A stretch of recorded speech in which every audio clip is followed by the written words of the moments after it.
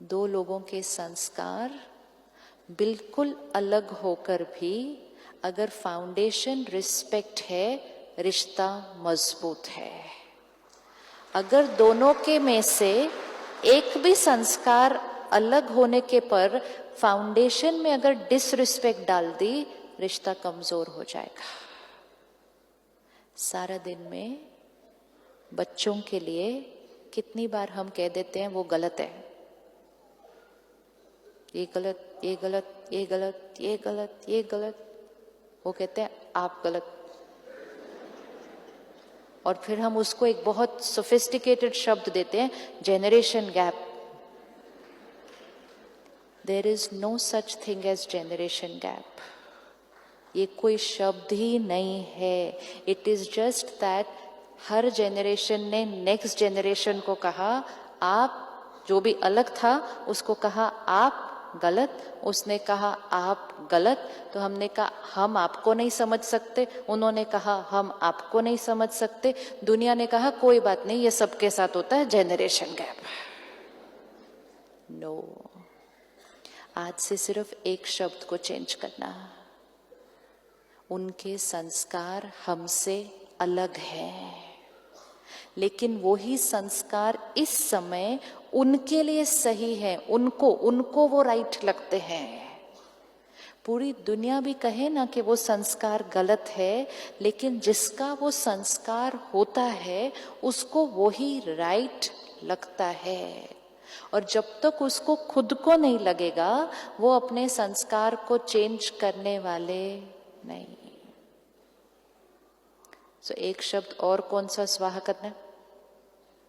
स्वाहा करना है। सुबह एक शब्द स्वाहा किया, कौन सा शब्द स्वाहा किया आज सुबह? एंगर, स्वाहा हो गया। हवन कुंड यही होता है, स्वाहा। फिर दोपहर के सेशन में स्वाहा, फिर परसों सुबह तक तो जो बचा सब स्वाहा। अभी कौन सा शब्द स्वाहा करना है? किसी के लिए भी नहीं, क्योंकि जैसे ही हम थॉट क्रिएट करते हैं गलत, वहां से वो थॉट क्रिएट करते हैं गलत, हम एक दूसरे से बहुत दूर दूर होने लग जाते हैं। और जब हम एक दूसरे से दूर होने लग जाते हैं, वो हमारी अच्छी एडवाइस भी नहीं सुनते हैं, क्योंकि जब उन्होंने हम पर लेबल लगा दिया गलत, तो आपकी हर एडवाइस भी गलत ही होने वाली है उसके बाद। ओपिनियन अलग हो सकते हैं, संस्कार अलग हो सकते हैं, लेकिन foundation respect. Right right right. तो 8:45 वाले सही हैं, 9 वाले सही हैं, या 9:15 वाले सही हैं? इसका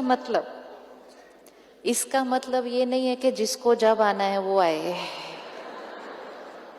This is where we have to do it right. This is where it has to be right. Discipline means आपको 9 से पहले आना है, लेकिन I will not create disrespect for you for coming late. दोनों चीजों में बिल्कुल फर्क है। बच्चे का संस्कार अलग है, इसका मतलब ये नहीं है वो कुछ भी करे, कुछ भी खाए, कभी भी उठे, कभी भी सोए। नो, इट जस्ट मीन्स उसके संस्कार को समझते हुए, उसके संस्कार को एक्सेप्ट करते हुए अब उसको डिसिप्लिन करना है। लेकिन हम तभी कर सकेंगे जब हम दोनों एक दूसरे के, लेकिन जब हमने डिसरिस्पेक्ट ही इतनी भेज दी, सपोज फॉर एग्जाम्पल, आप लोग रोज सुबह कितने बजे उठते हैं नॉर्मल अपने अपने शहर में?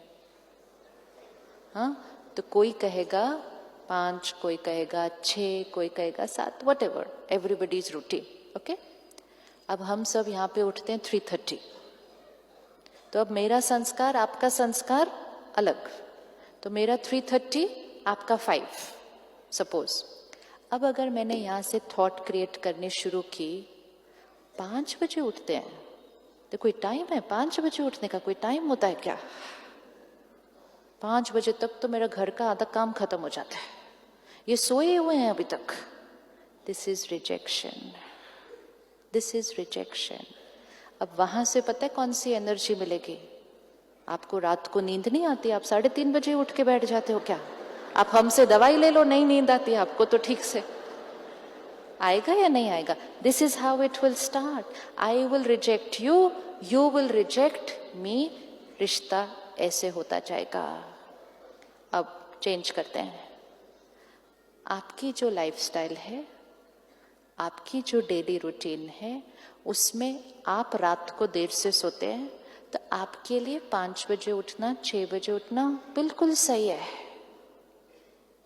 हमारी जो लाइफस्टाइल है, और हमें क्योंकि उठ के सुबह 4 बजे मेडिटेशन करना है, हमारे लिए 3 बजे 3:30 बजे उठना बिल्कुल सही है। तो हम भी सही हैं और आप भी सही हैं। एनर्जी चेंज हो गई। अब जैसे ये एनर्जी चेंज हो गई, रिस्पेक्ट आ गई। अब जब ये रिस्पेक्ट आ गई, मैंने धीरे से आपको कहना है, आप कल एक बार 4 बजे उठ के देखना कैसा लगता है। तो chances of you accepting that advice बढ़ा या नहीं बढ़ा? बढ़ा या नहीं बढ़ा? बढ़ा। वाई? क्योंकि पहले रिस्पेक्ट, फिर एडवाइस। रिजेक्ट और उसके बाद कोई एडवाइस काम करने वाली नहीं है।